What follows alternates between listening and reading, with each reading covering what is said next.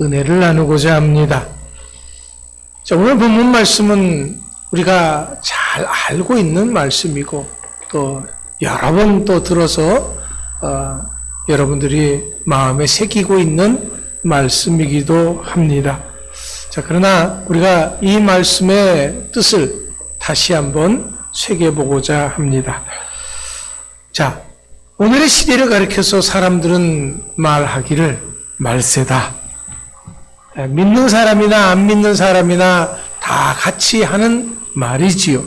왜 그렇습니까? 그것은 너무나 이 사회가 어둡고 또 혼탁하기 때문에 그렇습니다.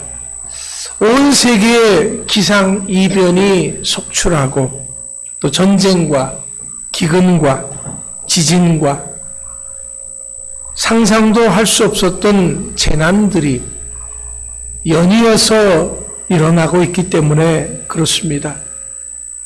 자, 이런 때일수록 우리는 성경을 잘 살펴봐야 합니다. 그리고 성경만 보는 것이 아니라 우리 자신을 살펴봐야 합니다. 그 누구보다도 그 무엇보다도 먼저 나 자신이 주님 앞에 바로 서야 하기 때문에 그렇습니다. 우리 주님이 이런 말씀을 하셨습니다.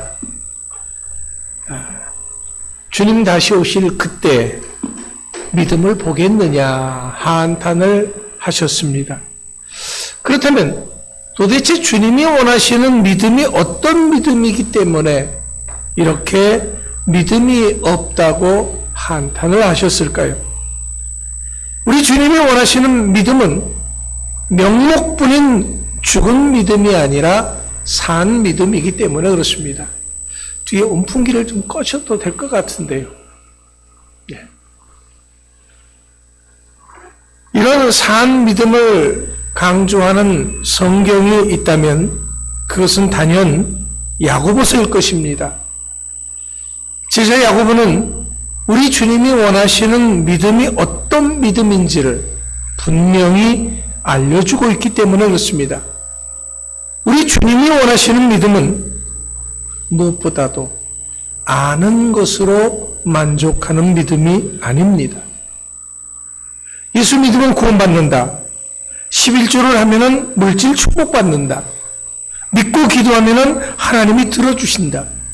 성도는 주의를 잘 지켜야 한다. 자, 이런 사실을 아는 것 중요합니다. 하지만 더 중요한 것이 있다면은 아는 것으로 끝나서는 안 된다라는 거지요. 왜냐하면 아는 것으로 만족하는 믿음은 이것은 주님이 원하시는 믿음이 아니기 때문에 그렇습니다. 만약 우리가 아는 것으로 만족한다면 그것은 귀신의 믿음과 마찬가지다라고 성경은 말하고 있습니다. 야고보서 2장 19절 말씀에서 이렇게 말합니다. 네가 하나님은 한 분이신 줄을 믿느냐 잘하는도다. 귀신들도 믿고 떠느니라. 무슨 말씀입니까? 귀신들도 하나님이 한 분이신 것을 믿고 있다는 거예요. 알고 있다는 거예요. 하나님이 어떤 분이고 예수님이 어떤 분이신 것을 너무나도 깊이 있게 잘 안다라는 거죠. 하지만 귀신들이 안다고 해서 그 귀신들이 구원받았다 라는 말씀을 성경 어디에도 찾아볼 수가 없습니다. 왜냐하면 귀신들의 믿음은 아는 것으로 만족하는 믿음이기 때문에 그렇습니다.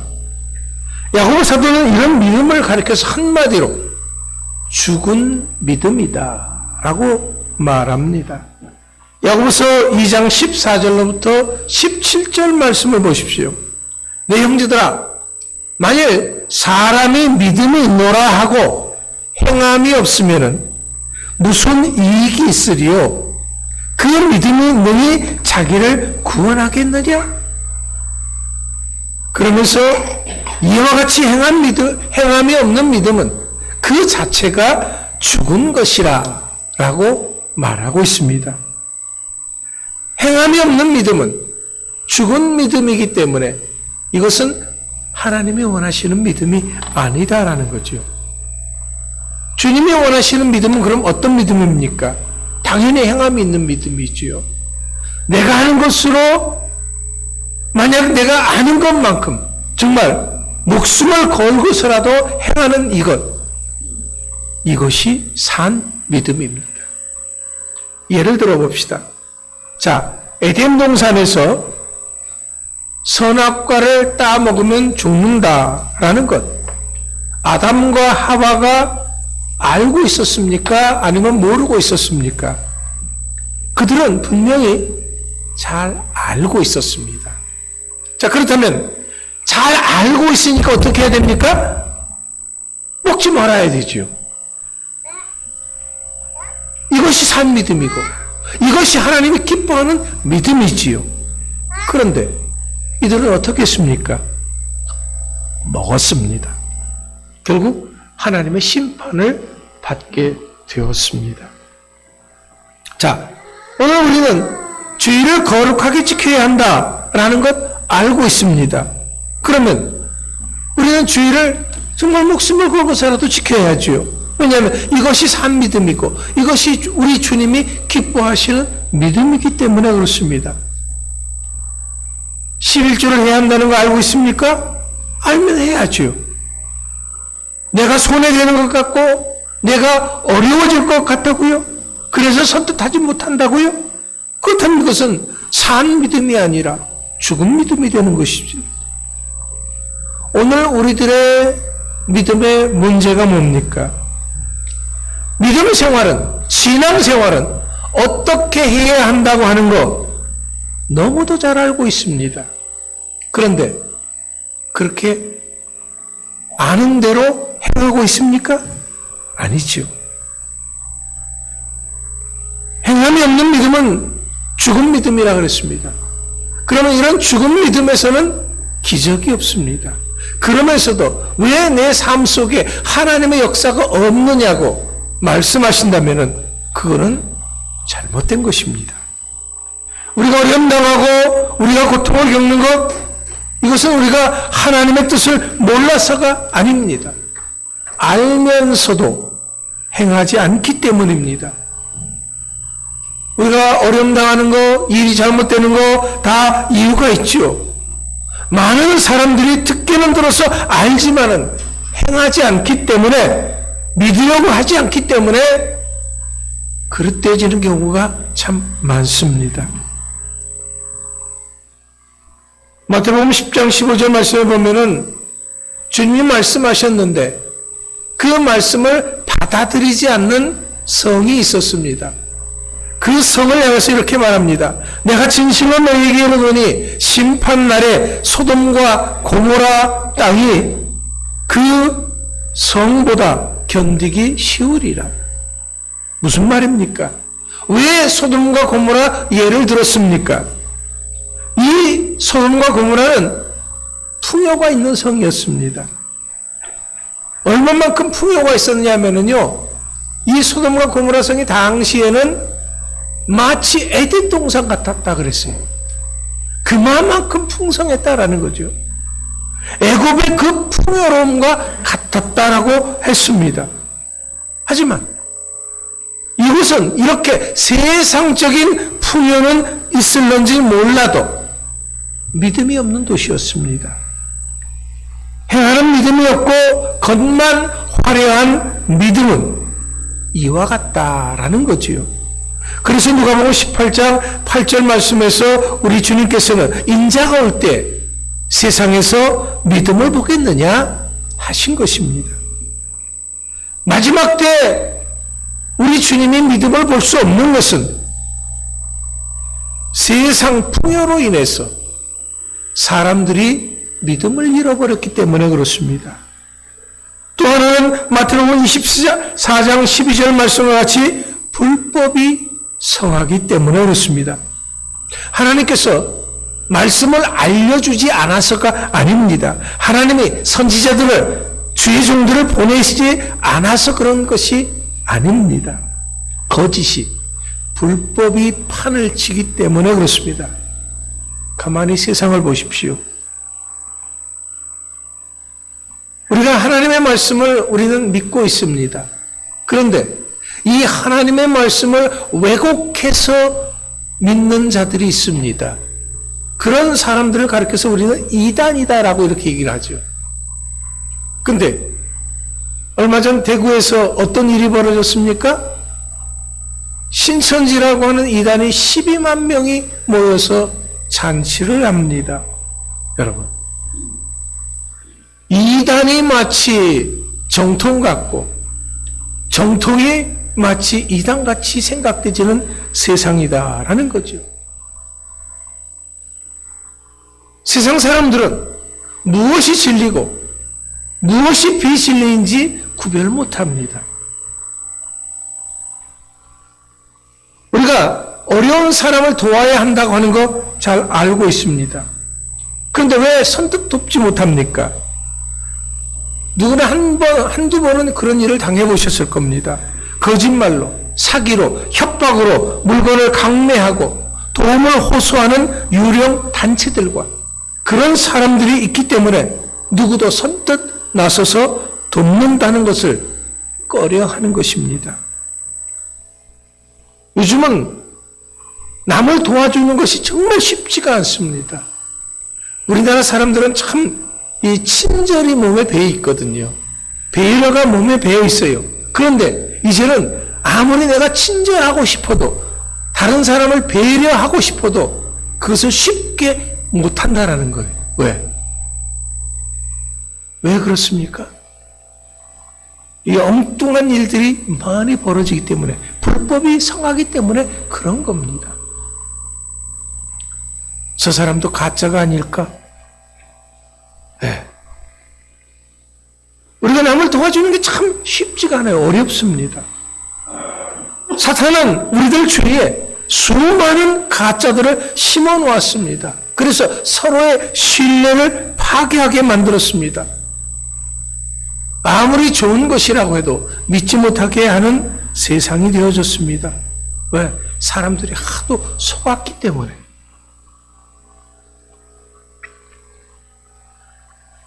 하지만 우리들의 삶 속에 정말 풍요로워야 할 것은 믿음과 사랑이지요. 그런데 이 가장 중요한 이것이 가장 빈곤한 시대에 우리가 살고 있습니다. 가족 간의 사랑이 식어지고, 이웃 간의 사랑이 식어지고, 부부 간의 사랑이 식어졌습니다. 가장 사랑이 넘쳐야 할 교회마저도 사랑이 식어져서 너는 너고 나는 나다라는 식으로 살아가는 경우가 많습니다. 그렇다면 이것이 누구의 책임입니까? 그 누구의 책임이 아니고 오늘 나의 책임인 것입니다. 그렇기 때문에 우리는 하나님께서 인정하시는 그런 믿음을 회복해야 되고 그런 사랑을 회복해야 합니다. 그래서 요한일서 3장 16절에서 자녀들아, 우리가 말과 혀로만 사랑하지 말고 오직 행함과 진실함으로 하자. 말과 혀로만 믿는다고 하지 말고 우리 삶으로서 우리의 믿음이 나타나야 한다라는 거지요. 이런 믿음이 능력 있는 믿음인 것이고 이런 믿음이 살아 역사하는 믿음인 것입니다. 이런 믿음의 소유자들이 바로 우리가 되어져야 하는 것입니다. 이처럼 우리의 믿음은 살아있어야 합니다. 왜냐하면 믿음이 생명이 되지 못한다면 아직 우리는 믿음의 세계에 들어와 있는 것이 아니기 때문에 그렇습니다. 믿음이 생명이라고 한다면 이 믿음을 위해서 내 목숨도 내놓을 수 있어야 합니다. 바로 여기에 하나님의 기적이 있고 믿음의 생명이 되지 못하는 것은 가짜 믿음이기 때문에 죽은 믿음이기 때문에 역사가 없는 것입니다. 자, 오늘 본문 말씀으로 들어가 봅시다. 바벨론에 다리오 왕 때 이스라엘에서 포로가 되어온 사람들 중에 다니엘이 있었습니다. 이런 다니엘이 왕의 신임을 받아서 총리가 되었습니다. 다리오 왕 때 특별히 3명의 총리가 있었는데 포로로 잡혀온 이 다니엘이 가장 신임받는 총리 중에 총리가 되어졌습니다. 그러니까 다른 총리들이 합세해서 다니엘을 없애고자 작전을 세웠습니다. 그런데 다니엘을 파고 또 파봐도 흠이 없는 사람이에요. 세상적인 그 어떤 것으로도 흠 잡을 수 없는 완벽한 사람이었다라는 겁니다. 우리가 요즘 정치인들을 보게 됩니다. 근데 정치하는 사람들을 이렇게 보게 되면은 어떻습니까? 청문회 같은 걸 하다 보면 흠이 없는 사람이 하나도 없어요. 그러니까 대충 넘어가려고 합니다. 그런데 다니엘은 아무리 파고 또 파도 흠이 없는 사람이었습니다. 그래서 사람들은 생각합니다. 다니엘은 그렇게 해가지고서는 흠을 찾을 수 없다. 이 사람은 하나님의 말씀에 의해서 흠을 찾지 못하면 찾을 수가 없다라는 거예요. 자, 그래서 어떻게 했습니까? 이 사람들이 세운 작전이 뭡니까? 다리오 왕에게 한 달 동안 오직 왕에게만 절을 하고 다른 신에게는 일절 절하지 못하게 만드는 겁니다. 만약 이것을 어긴 사람이 있다고 한다면 사자밥이 되게 하자라는 거죠. 왕은 자기를 그렇게 신처럼 위하는 것이니까 좋아서 도장을 딱 찍습니다. 자, 하나님을 섬기는 다니엘은 어떻게 해야 합니까? 이것은 어쩔 수 없는 상황이니까 잠시 절하는 척해서 위기를 모면하면 됩니까? 마음의 중심을 아시는 하나님이시니까 내가 하나님을 배반하지 않을 것을 알 것이니까 잠시 절한다고 해도 용서하실 것이다 라고 생각해야 합니까? 내가 살아야지 함께 포로되어 끌려온 이스라엘 백성들이 살 수 있으니까 잠깐만 그저 고개만 숙이면 되는 것이지 해야 합니까? 아니면 어떻게 해야 됩니까? 다니엘은 자신의 믿음을 지키기 위해서 다른 사람들까지 위태롭게 했다고 하는 비난을 들을 각오를 합니다. 아니, 죽으면 죽으리라는 각오를 하지요. 죽는 것에 대해서 전혀 겁내지 않습니다. 사자밥이 되는 것을 알면서도 굴하지 않고 오히려 이런 것을 감사하면서 그는 평소대로 했다라고 기록하고 있습니다. 본문 10절 말씀이 바로 그 말씀이죠. 다니엘이 이 조서에 어인이 찍힌 것을 알고도 자기 집으로 돌아가서는 그 방이 예루살렘으로 향하여 열린 창에서 전에 행하던 대로 하루 3번씩 무릎을 꿇고 기도하며 그 하나님께 감사하였더라. 그렇습니다. 다니엘의 믿음은 바로 생명 그 자체였습니다. 다니엘에게 있어서 믿음과 생명은 동일했습니다. 자, 그래서 어떻게 됐습니까? 사자밥을 면했습니까? 아닙니다. 사자굴에 들어가게 되었습니다. 그러나 하나님께서는 사자들의 입을 막아주셨고 그 생명을 보존하게 되어졌습니다. 오히려 그 생명을 해치려고 했던 사람들이 사자밥이 되었지요. 이처럼 다니엘은 믿음과 생명이 동일했고 그 믿음의 생명을 걸었습니다. 이것이 그를 살렸고 그 민족들을 살렸던 것입니다. 그렇습니다. 이처럼 믿음 안에서 죽고자 하는 자는 사는 것입니다. 그래서 믿음은 생명이다 라는 것이죠. 사랑하는 성도 여러분, 왜 우리가 믿음의 생명을 걸어야 합니까? 보다 중요한 이유는 하나님께서 우리들이 믿음을 갖게 해주시기 위해서 그 아들 독생자 예수 그리스도를 우리를 위해서 주셨기 때문에 그렇습니다. 나를 구원하기 위해서 하나님은 그 아들의 생명을 주신 것입니다. 요한복음 3장 16절 우리가 잘 알고 있는 말씀이죠. 하나님이 세상을 이처럼 사랑하사 독생자를 주셨으니 이는 저를 믿는 자마다 멸망치 않고 영생을 얻게 하려 하심이라. 그렇습니다. 우리가 가진 믿음은 바로 이 십자가의 죽음 위에 세워진 것이기 때문입니다.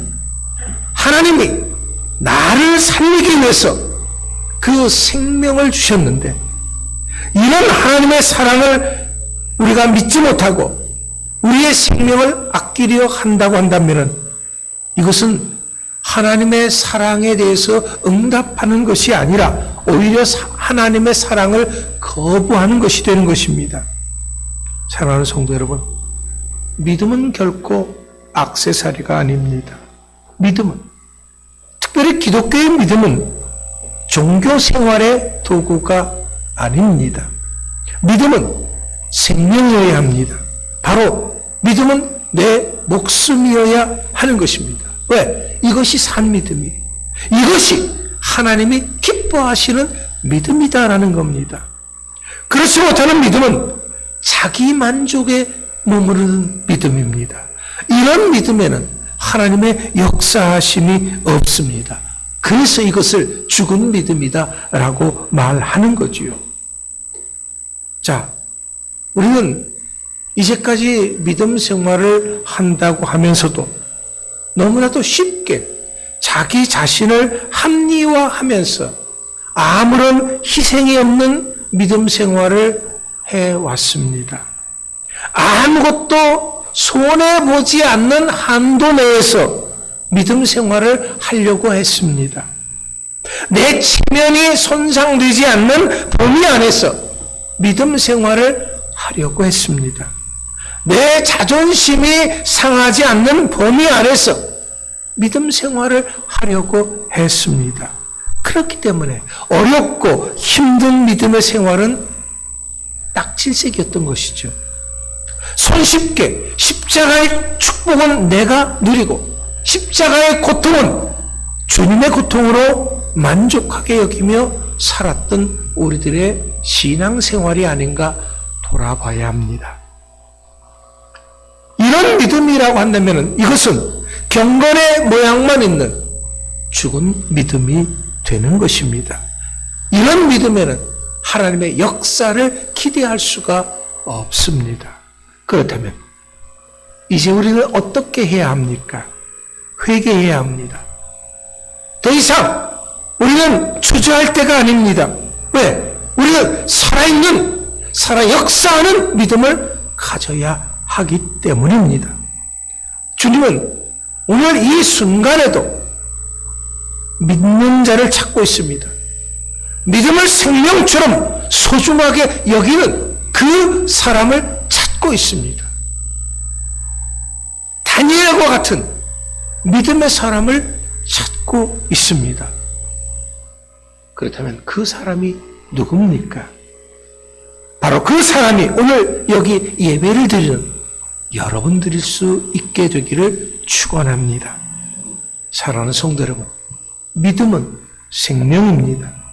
어떤 상황 속에서도 굴하지 않고 타협하지 않는 그런 믿음을 가짐으로 말미암아 항상 승리하고 또 하나님의 축복을 받고 누릴 수 있는 여러분들이 다 될 수 있기를 간절히 축원합니다. 기도하겠습니다. 하나님 감사합니다. 오늘 우리들의 믿음을 돌아봤을 때 우리의 믿음이 부끄러운 믿음입니다.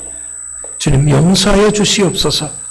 이제는 주님이 기뻐하시는 산 믿음, 역사하는 믿음의 생명이 믿음이 되게 하여 주시옵소서.